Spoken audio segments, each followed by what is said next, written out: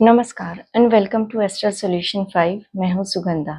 हमारी basic astrology की series को आगे बढ़ाते हुए आज मैं आपको चौथे भाव के बारे में सारी जानकारी दूंगी। All the significance of fourth house.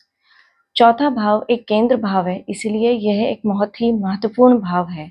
चौथे भाव से हम घर, सुख, माँ, वाहन और हमारी लाइफ की लग्जरी, कंफर्ट देखते हैं। इसीलिए इस भाव को house of peace of mind भी कहते हैं। हमारे घर में कैसा वातावरण है, हमारी माँ से हमारा कैसा रिलेशनशिप है, हमारे परिवार में हमारा कैसा रिलेशनशिप है, घर में कलह रहती है या सुख संपन्न रहता है, यह सब इस भाव से पता पड़ता है। इस भाव के दो कारक हैं, एक चंद्रमा और दूसरा शुक्र। ज्योतिष शास्त्र में जिस तरीके से सूर्य को हमारी आत्मा बताया गया है, उसी तरीके से चंद्रमा हमारा मन होता है। इसीलिए यह भाव हमारी इमोशनल साइड बताता है। हमारा लिविंग स्पेस पॉजिटिव है या नेगेटिव है, हम दूसरों से कैसा व्यवहार करते हैं, रिश्तेदारों से और अपने घर में हमारी कितनी बनती है, यह सब चौथे भाव से देखते हैं।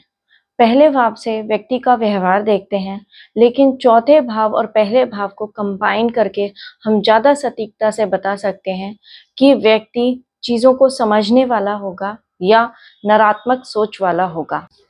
व्यक्ति की सोच कैसी है, वो दूसरों के बारे में कैसा सोचता है, वो दयालु प्रवृत्ति का है, गिविंग नेचर है, पीस लविंग है या कठोर हृदय का है, सेल्फिश थॉट वाला है, यह सब चौथे भाव से पता पड़ता है।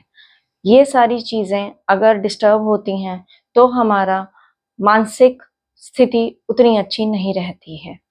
चौथे भाव से व्यक्ति के विचार और भावनाएं प्रभावित होती हैं। चौथे भाव से किसी भी व्यक्ति का बचपन भी देखा जाता है कि उसका बचपन सुख में रहा या दुखों में और धन के अभाव में निकला, माता से प्यार मिला या माता के सुख में कमी रही, अपनी माँ से दूर हो गया। ये सब हमारे को चौथे भाव से समझ आता है।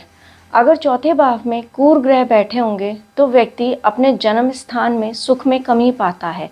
यहाँ जन्म स्थान से मतलब जिस शहर में उसका जन्म हुआ है वो नहीं, बल्कि पूरा एरिया जहाँ पे भी सेम कल्चर है, सेम ही लोग हैं और एक जैसा सा वातावरण है। जैसे कि नॉर्थ इंडिया तो पूरा नॉर्थ इंडिया, तो ऐसा व्यक्ति नॉर्थ इंडिया में सुखी न रह के साउथ इंडिया या विदेश में ज़्यादा सुखी रहता है। अब दूसरे कारक के बारे में बात करते हैं, यानी कि शुक्र। Venus is the planet of luxury, इसीलिए वीनस चौथे भाव का भी कारक है।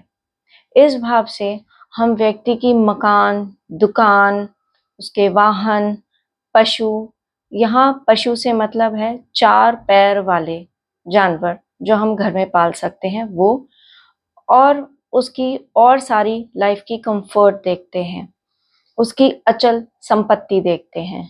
अगर लाइफस्टाइल की बात करें तो इस भाव से हम देखते हैं कि व्यक्ति लग्जरी लवर होगा, वो उसे अपने जीवन में अपने दम पे पालेगा या उसे स्ट्रगल करना पड़ेगा। यहाँ लग्जरी लाइफस्टाइल से मतलब आपके कपड़े, ज्वेलरी, आपके इलेक्ट्रॉनिक्स, फर्नीचर, मतलब आपके घर में कैसा वातावरण होगा, व्यवहारिक भी और देखने में भी, यह चौथे भाव से ही देखा जाता है। व्यक्ति आराम से अपना घर बना लेता है या उसे घर खरीदने, जमीन खरीदने में परेशानी होती है, बार बार ट्रांसफर होते रहते हैं तो घर बदलता रहता है, यह सब चौथे भाव से देखते हैं। उसी तरीके से आपने जो पशु पाल रखे हैं उनसे आपको हानि होती है, वो बार बार बीमार पड़ते रहते हैं या आपको लाभ मिलता है, ये भी चौथे भाव से देखते हैं। अगर हमारे शरीर की बात करें तो चौथा भाव हमारा चेस्ट एरिया होता है, तो लंग्स और हार्ट से रिलेटेड जो भी इश्यूज होते हैं या बीमारी होती है वो भी चौथे भाव से देखते हैं।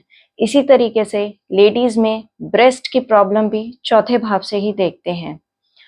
हार्ट को हम फिफ्थ हाउस से भी देखते हैं और फोर्थ हाउस से भी देखते हैं। फिफ्थ हाउस से हार्ट अटैक देखते हैं, लेकिन फोर्थ हाउस से, क्योंकि ये हमारा पीस ऑफ माइंड है, इससे हम एंजाइटी, बीपी या डिप्रेशन की प्रॉब्लम देखते हैं। अगर किसी व्यक्ति के चौथे और पांचवें दोनों भाव में अच्छे ग्रह नहीं है, क्रूर ग्रह हैं, कॉम्बिनेशन अच्छा नहीं है, तो हार्ट प्रॉब्लम्स होना थोड़ा प्रोबेबिलिटी बढ़ जाती है। चौथे भाव से हम व्यक्ति की गति भी देखते हैं, यानी कि व्यक्ति का बुढ़ापा कैसा जाएगा। यह सारे आपको जो फल हैं चौथे भाव को अच्छे तब मिलेंगे जब व्यक्ति का चौथा भाव या प्लैनेटरी कॉम्बिनेशंस जो होंगे वो अच्छे होंगे और उन ग्रहों की और कारक की दशा और महादशा में ज्यादा दिखेंगे। चौथे भाव का कारक क्योंकि चंद्रमा और शुक्र हैं, इसीलिए अगर किसी व्यक्ति का फोर्थ हाउस बहुत अच्छा नहीं है लेकिन आपकी कुंडली में चंद्रमा और वीनस अच्छी स्थिति में है तो भी आपको चौथे भाव के शुभ फल मिलेंगे। अगर किसी के चौथे भाव में बृहस्पति हैं तो वह उस व्यक्ति को समृद्धि देंगे। इसी तरीके से अगर चौथे भाव में उच्च का चंद्रमा है, क्योंकि वो कारक भी है चौथे भाव का, तो ऐसे व्यक्ति के इमोशंस बहुत ही बैलेंस्ड रहेंगे, वो ओवर सेंसिटिव नहीं होगा। इसी तरीके से अगर चंद्रमा नीच का हो जाएगा तो वह व्यक्ति बहुत ही अशांत मन का और प्रोन टू डिप्रेशन भी हो सकता है। All in all fourth house आपको बताता है कि आप अपनी लाइफ में कितना सेटिस्फाइड या अनसेटिस्फाइड फील करते हैं, मानसिक भौतिक दोनों तरीके से। आई होप ये वीडियो आपको अच्छा लगा होगा, इंफॉर्मेटिव लगा होगा।